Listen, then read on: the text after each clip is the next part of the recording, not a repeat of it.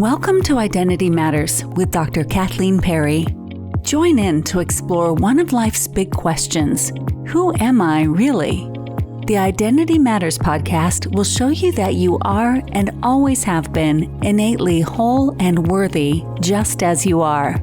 So slow down, relax, and enjoy the show. Welcome back to Identity Matters. I'm your host, Dr. Kathleen Perry. Is there something in your life that you keep not doing?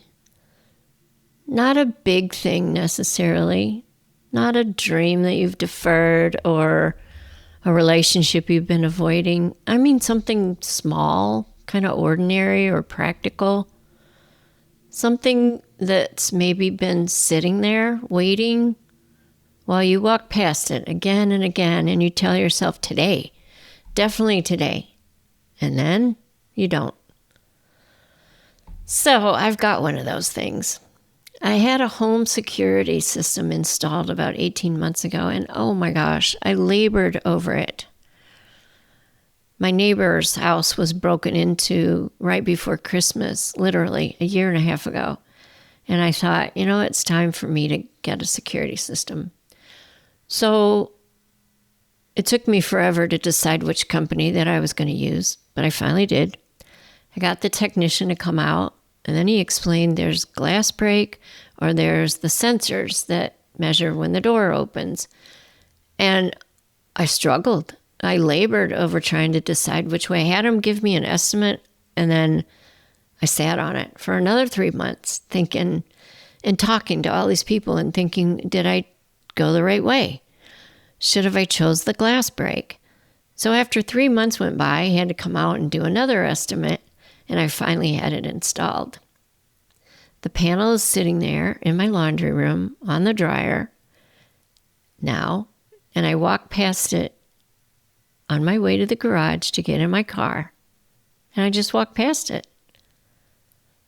Every single time I go out to the garage, I walk past the panel. So for 18 months, I have never activated it. Not because I forgot, not because I lost the number or, something's missing.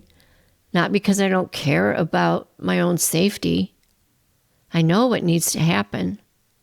I need to call the company and get a walkthrough. Go through the steps again. That's it. That's the whole thing. A half an hour at most. And yet, no, I haven't done that. So here's what I want to tell you, because this is where it's kind of interesting. When I finally got honest with myself about why I hadn't done it, I thought the answer was really simple. I thought it was, I've just been procrastinating. I'm busy, whatever. But when I sat down with it, I started finding that there was something more. There were some layers to this. So the first one was this fear that I was going to get it wrong.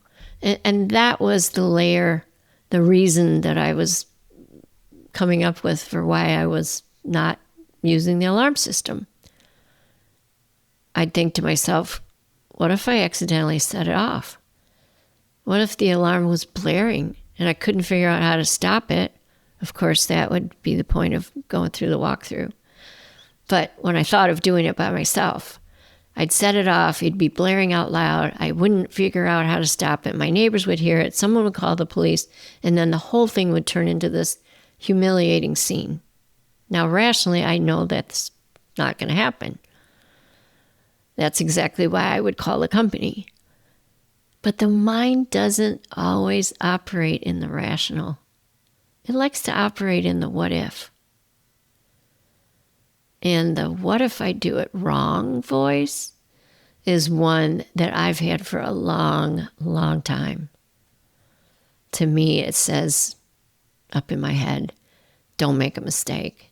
You better get it right. Somebody could get hurt if you get it wrong.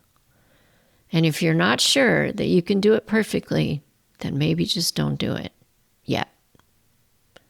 Does that sound familiar to you at all? Anyway, I found there was a second layer for me, and it was a little sneakier. It was the shame of calling after 18 months, because now the call wouldn't be just, can you walk me through how to do the setup here?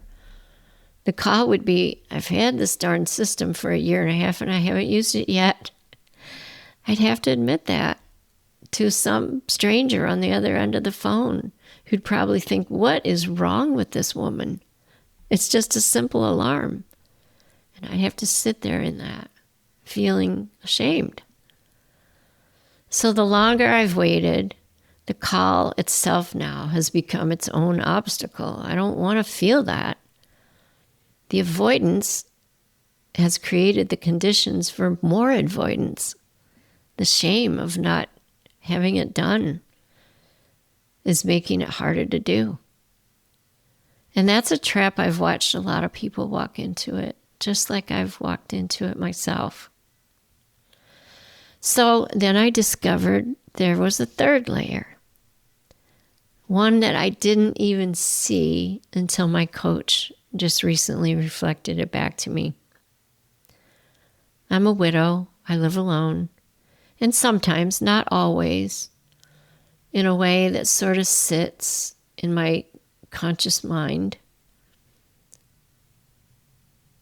Very, very in the back of my mind, actually, more in my subconscious mind, not in the forefront of my conscious mind. But sometimes an ordinary task seems to carry more weight than it should. And it's not because the task itself is hard. For me, it's because there used to be someone here who would have handled it, or we would have figured it out together. Or even if we didn't figure it out together and we weren't dealing with it, there would have been this other person in the house that knew it wasn't getting done. And I wouldn't be handling the feeling of, shame all alone. It would have felt less like a personal failure. So I didn't walk into the laundry room thinking about that, because grief doesn't announce itself that cleanly. It doesn't say, hey, you miss your husband. It says, I have this weird feeling about this alarm panel. It shows up as anxiety and avoidance over something as simple as an alarm panel. And it shows up as a body sensation that I labeled and tied to the nearest practical problem. And now I know that. I didn't see it while I was in it. And so I'm not telling you this for sympathy. I'm telling you because I think a lot of you are carrying something like this too. Maybe it is also grief for you. Or maybe for you it's the weight of being a single parent, of having to do everything yourself. Or just the accumulated exhaustion of a life that's asking a lot of you. And sometimes that weight shows up as not making a phone call. And then not making the call becomes evidence of something wrong with you. And the whole thing compounds. When really, you inside are carrying more than anybody can see, sometimes including you. So, here are those three layers. The fear of getting it wrong, the shame about 18 months have passed, and the grief I'm feeling wearing a costume called task avoidance. And then, on top of all of that, there's another thing I've added. I've convicted myself. Every time I walk past the panel and I look at it and I see it, this is what I would say. Something like, really? You haven't done this yet? What's wrong with you? You live alone. You need an alarm. It's a safety issue. You're not being responsible. Anybody else would have handled this 18 months ago. And then I'd walk out into the garage and I'd get in the car and I'd carry that around with me for a while. And this just didn't happen once or a dozen times.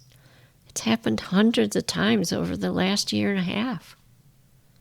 So here's what I want you to notice, because this is the thing. The alarm system didn't make me feel bad. The alarm system is just a panel sitting on my dryer. What made me feel bad was what I did with that the minute I saw it. The instant self-reflexive, self-indictment. The verdict that I delivered before I even walked into the garage. I've been calling this weaponizing. And we've been talking about it a lot in the course that I'm teaching right now called The Intelligence Inside. In particular, in that course, we talk about how we weaponize the symptoms that our body is expressing, making them wrong. You take something neutral, in this case, an undone task, a moment of avoidance, a human being who's taken a long time to get something done, and we turn it into a weapon against ourselves. We use it as evidence in this ongoing case that we're building about ourselves, about our own inadequacy. So the alarm wasn't the problem. And the 3 layers underneath it that I saw, they weren't even really the problem. It was the weaponizing. That's what's been making me miserable. That's what's keeping me stuck. Because every time I convict myself, it leaves a little residue, a little more evidence in the case against myself. And the cruel irony of it all is that the self-criticism didn't make me more likely to want to pick up the phone and get help or to try to activate the alarm. It's making me less likely. So now the alarm wasn't just a task, it was a test that I'd already failed. And who wants to walk into a test that you've already failed? So, what's changing? Honestly, I'm getting really tired of the drama. At some point, I've really started to notice clearly that the story I was telling myself every time I walk past the panel, it's been exhausting me. It's not the alarm. The story, the commentary, the verdict. And I've been thinking, that's optional. I don't have to do this. The task, by the way, is the same either way. I can make this call by being kind to myself, or I can make it while I'm dragging myself through the mud. Neither one is going to really make a difference. The walkthrough is going to be the walkthrough. So, because I was going to do it yesterday and then I didn't, but today I'm calling the alarm company. I'm going to get the walkthrough. I'm going to do the thing as soon as I finish recording this. And it's not because I've finally got my act together. And it's not because the fear of getting it wrong has gone away. Or because I stopped feeling a little sheepish about admitting that 18 months have gone by. Those things are still there. I'm just not weaponizing myself over it anymore. And I'm not adding the self-attack on top of the very human experience that's me taking a while to get something done. That shift is what's going to make it possible. So I want to ask you again, is there something in life that you're not doing, that you keep not doing? And with gentleness and curiosity, take an honest look. Do you see something underneath it? Because I'd be willing to bet it's not laziness and it's not procrastination. There might be a little fear in there, a fear of feeling something you don't want to feel. Maybe it's shame. Maybe it's something older and quieter that has nothing to do with the task itself. And then notice what you've been doing with all of that. Because the layers are understandable. Those layers are human. It's just information about what's going on in you. But the weaponizing, that's the optional part. So what if the thing that hasn't happened for you yet doesn't mean anything about who you are.